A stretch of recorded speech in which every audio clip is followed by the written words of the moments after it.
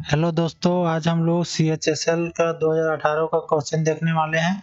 जिससे पहले हम रीजनिंग का क्वेश्चन कर चुके हैं। जो नहीं देखे देख लीजिएगा, चैनल को सब्सक्राइब कर दीजिएगा। आज हम लोग जीके जीएस का देखने वाले हैं। तो चलिए जीके जीएस का सेक्शन में चलते हैं, एकदम 100% रियल के लिए।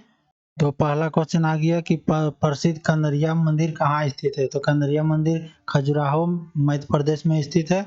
दूसरा नंबर देखते हैं, जरा दृष्टि दोष प्रोस बायोपिया को सही करने के लिए आमतौर पर किस प्रकार के लेंस का इस्तेमाल किया जाता है। तो जरा दृष्टि दोष, इसमें निकट दृष्टि और दूर दृष्टि दोनों प्रकार के दूर दृष्टि दोष होता है। इसको ठीक करने के लिए द्विफोकली लेंस, जिसको बाइफोकल लेंस भी कहते हैं, का यूज होता है। तो करेक्ट ऑप्शन हो जाएगा दो, ऑप्शन नंबर 1। क्वेश्चन नंबर 3 देखिए, मुगलों के संदर्भ में कौन सा गलत है बताना है। तो वे पितृपक्ष से तैमूर के वंशज थे, ये बिल्कुल सही है। उसका पूर्वज का नाम तैमूर था। और बाबर का संबंध अपनी माँ की तरफ से चंगेज खान से था, इस तरह का भी है।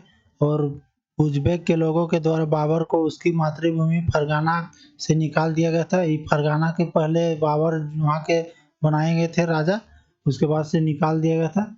तब ये भारत में आके कब्जा कर लिया, इधर लड़ाई वड़ाई हुआ। तीसरा नंबर गलत है। उसके बाद से क्वेश्चन नंबर 4 देखते हैं, निम्नलिखित में से किस शहर ने उस अंतर्राष्ट्रीय शिखर सम्मेलन की मेजबानी की थी जिसने डिजिटल स्वास्थ्य पर एक घोषणा को अपनाया था।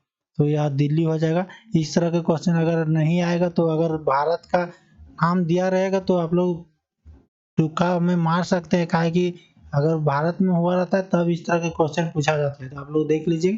क्वेश्चन नंबर 5 देखिए, लिक्विड इन ग्लास थर्मामीटर में आमतौर पर उपयोग किए जाने वाले तरल पदार्थों में से एक क्या है। तो इसमें देखिए, थर्मामीटर में दो चीज का प्रयोग होता है, एक पारा जो मरकरी बोलते हैं, और एक अल्कोहल। तो लिक्विड इन ग्लास थर्मामीटर में अल्कोहल का प्रयोग होता है। मरकरी का ऑप्शन नहीं दिया, पारा नहीं दिया। और इसका उपयोग नेवी द्वारा होता है, समुद्र में टेम्परेचर को मापने के लिए, इधर अलग अलग टेम्परेचर को मापने के लिए उसमें किया जाता है। उसके बाद से क्वेश्चन नंबर 6 में देखिए, निम्नलिखित में से किस शहर ने हाल ही में हिंदी को न्यायालय की तीसरी आधिकारिक भाषा के रूप में शामिल किया है। तो यह आबू धाबी हो जाएगा, यूएई का शहर है। और इसमें जानते हैं वहाँ पर भारत से बहुत ही श्रमिक रहते हैं वहाँ पर, भारत के लोग। इसीलिए वहाँ हिंदी का भाषा को न्यायालय की तीसरी आधिकारिक भाषा में शामिल किया गया है। उसके बाद क्वेश्चन नंबर 7 देखते हैं, निम्नलिखित में से कौन सा देश बंदरगाह विहीन देश है। तो बंदरगाह विहीन देश मंगोलिया है। जो मंगोलिया, यहाँ पर चीन को देखिएगा मैप में, और यहाँ पर ये वाला छोटा सा इधर मंगोलिया है। इसको समुद्र से नहीं लगता है सीमा, इसलिए बंदरगाह इसका नहीं है। उसके बाद से क्वेश्चन नंबर 4, डोमेन नामों में .eu अभिव्यक्ति का अर्थ है। तो .eu कहाँ का होता है। तो जिस तरह .au देखिए ऑस्ट्रेलिया का होता है, जिस तरह .in होता है ना, SSC.nic.in लिखते हैं तो लास्ट में .in लिखते हैं, इस तरह .eu लिखते हैं ऑस्ट्रेलिया वाले। उसके बाद से क्वेश्चन नंबर 9 का देखिए, 2011 के जनगणना के अनुसार निम्नलिखित में से किस राज्य सरकार, राज्य या केंद्र शासित प्रदेश ने साक्षरता दर के मामले में दूसरा स्थान है। तो साक्षरता दर से पहला स्थान केरल है, और दूसरा लक्षद्वीप है। और केंद्र शासित प्रदेश में भी पूछेगा तो लक्षद्वीप, और दूसरा नंबर में भी ऑलरेडी पूछेगा तो लक्षद्वीप ही होगा। उसके बाद से क्वेश्चन नंबर 10 में देखिए, 2019 में अंतरिम बजट में केंद्र सरकार ने 60 वर्ष की आयु प्राप्त करने के बाद असंगठित क्षेत्र में काम करने वाले के लिए न्यूनतम पेंशन आश्वासन योजना शुरू किया। इस योजना का नाम प्रधानमंत्री देश किस के रूप नामित किया गया। तो इस योजना को हम लोग श्रमयोगी मानधन योजना बोलते हैं, जो 18 से 40 वर्ष तक कुछ पैसा अपने उम्र के अनुसार जमा करना पड़ता है, मंथली अपने ऑटोमेटिक कट जाता है, चालू कराना पड़ता है योजना को बैंक से। उसके बाद से वो ऑटोमेटिक कट जाएगा, और फिर 40 साल के बाद जमा नहीं करना पड़ेगा। और 60 साल का जब ये खत्म 60 साल हो जाएगा, उसके बाद से 3000 मंथली मिलेगा। वो असंगठित क्षेत्र के लिए है, जिसका कोई सरकारी नौकरी वगैरह परमानेंट काम नहीं करते हैं, उसके लिए जो लेबर उबर ये सब है, वैसे लिए असंगठित क्षेत्र में काम करने वाले। 11 नंबर देखिए, निम्नलिखित में से किस शहर ने विशेष ओलंपिक के विश्व खेल 2019 का मेजबानी की थी। ये 2019 का क्वेश्चन है, इसीलिए 2019 का करंट अफेयर्स पूछा था और अबू धाबी हो जाएगा। उसके बाद बढ़ती का नाम जिंदगी, देखिए बैंक का टैगलाइन पूछा है, किस बैंक का टैगलाइन है, तो एक्सिस बैंक का टैगलाइन है बढ़ती का जिंदगी। और इसी तरह बैंक ऑफ इंडिया, एसबीआई अलग अलग होता है, तो बैंक का टैगलाइन भी पूछा जाता है। उसके बाद से उसेन बोल्ट को IAAF पुरुष athletic of the year award कितनी बार जीता है, तो 6 बार इस जीत चुके हैं। जैसे उसेन बोल्ट को जानते हैं, एथलेटिक है, दौड़ते हैं बहुत फास्ट। IAAF का फुल फॉर्म देख लेते हैं, international association of athletic federation.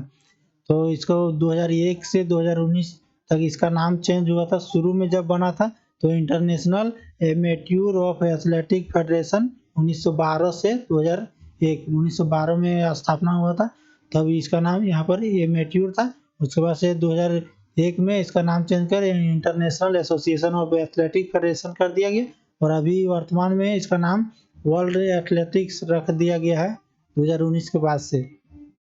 Question number 14 का भारतीय संविधान की 10वीं अनुसूची के तहत लोकसभा के किसी भी सदस्य की अयोग्यता से संबंधित किसी भी मुद्दे पर अंतिम निर्णय किसके द्वारा लिया जाता है। देखिए लोकसभा के सदस्य जो सांसद रहते हैं लोकसभा के, उसको अगर अंतिम निर्णय को ले सकता है तो लोकसभा का अध्यक्ष मेन होता है। और राज्यसभा राज्यों के होता है, राज्य के अगर विधायक का मामला कुछ हुआ तो राज्य के विधानसभा के सभापति जो अध्यक्ष रहते हैं वो लेते हैं। उसके बाद से क्वेश्चन नंबर 15 वर्ड डॉक्यूमेंट के संदर्भ में गटर शब्द किसके लिए प्रयोग किया गया है, तो किया जाता है, तो सिलाई और बाइंडिंग के लिए एक तरफ बचा हुआ स्थान, उसके लिए प्रयोग किया जाता है। उसके बाद से पुस्तक टारगेट 3 बिलियन के लेखक कौन है, टारगेट 3 बिलियन के लेखक APJ अब्दुल कलाम जी हैं, पूर्व राष्ट्रपति, मिसाइल मैन। और इसके और फेमस पुस्तक देख लीजिए, wings of fire, ignited mind, India 2020। ये सब क्वेश्चन तीनों बुक का नाम पूछा जा चुका है, इसलिए याद रखिएगा। क्वेश्चन नंबर 17 में कृषि के संदर्भ में बरानी शब्द का क्या अर्थ है, तो वर्षा प्रधान खेती, वर्षा प्रधान खेती को बरानी कहते हैं। अल्ट्रासोनिक ध्वनि वे ध्वनि होती है जो यहाँ पर कितना आवृत्ति होता है वो भरना, तो 20 kHz से किलो हर्ट्ज से अधिक होती है अल्ट्रासोनिक, जिसको हम लोग सुन नहीं सकते हैं, मतलब सुनाई नहीं दे सकता है, इतना जोर आवाज ज्यादा रहेगा इसका। उसके बाद देखिए यहाँ 3 तरह के ध्वनि होता है, श्रव्य, अपश्रव्य, पराश्रव्य। श्रव्य ध्वनि में 20 Hz से 20,000 Hz होता है, जिसको हम लोग सुन सकते हैं। अपश्रव्य होता है 20 Hz से कम, मतलब जिसको नहीं सुन सकते। इस भूकंप वगैरह जो जानवर सबको सुनाई दे देता है, कोई भी चीज देखिएगा, बाढ़ उड़ आने लगता है, हवा पानी उनी, तो सब पहले समझ जाता है कि आने वाला है, इसलिए उन लोग अपना अपना घर तरफ निकल जाता है। तो ये अपश्रव्य हो गया। पराश्रव्य जो बहुत ज्यादा तेज रहता है, 20,000 Hz से ज्यादा, उसको 20,000 Hz से उसको किलो हर्ज में बदलेंगे तो 20 kHz से ऊपर हो जाएगा। उसके बाद से क्वेश्चन नंबर 19 में every vote count the story of India's election नामक पुस्तक के लेखक नवीन चावला। उसके बाद से क्वेश्चन नंबर 20 19वीं शताब्दी में मध्य भारत में सतनामी आंदोलन की स्थापना किसने की थी, तो गुरु घासीदास हो जाएगा करेक्ट ऑप्शन।